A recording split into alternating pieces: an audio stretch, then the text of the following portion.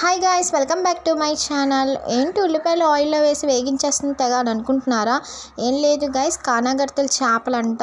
So ఈరోజు కొనుక్కొచ్చాను నేనైతే వెళ్ళి. సో మీకు కుక్ చేసి చూపిద్దామని చెప్పి నేను ఈ వీడియో అనేది పోస్ట్ చేయడం జరిగింది. సో చేపల్లో అన్ని రకాల చేపలు ఉంటాయి.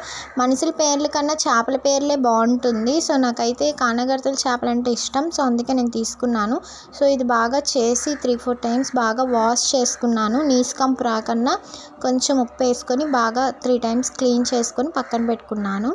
సో ఈలోపు చిన్న నిమ్మకాయ సైజ్ అంత చింతపండు బాగా నీటిలో పెట్టి నానబెట్టుకుని బాగా పిండాను. సో టమాటీలు ఆల్రెడీ కట్ చేసి పెట్టుకున్నవి ఆయిల్లో వేసుకొని బాగా వేగించుకుంటున్నాను. సో ఉప్పు కారం సరిపోయినంత వేసి బాగా అటు ఇటు కలుపుకుంటున్నాను. సో బాగా దగ్గరికి మగ్గేసరికి నేను ముందుగా క్లీన్ చేసి పక్కన పెట్టుకున్న చేపల్ని అందులో వేసి బాగా వేగిస్తున్నాను అన్నమాట. సో ఏంటి ఎప్పుడు వీడియోస్ పెడుతూ ఉంటుంది అని నా సబ్స్క్రైబర్స్ అనుకుంటుంటారు. నేను ఒక్కరోజు ఒక్క వీడియో పెట్టకపోయినా సరే ఏంటబ్బా వీడియోస్ రావట్లేదు అని చాలామంది నన్ను అడిగారు. సో నేను ఎందుకు రావట్లేదు అని అంటున్నానంటే, సో యాక్చువల్లీ నా మొబైల్ కొంచెం డ్యామేజ్ అయింది. సో అందుకే నేను వీడియోస్ పెట్టడానికి ఆలోచిస్తున్నాను. సో క్లియర్గా ఉండాలి కదా, సో అందుకని.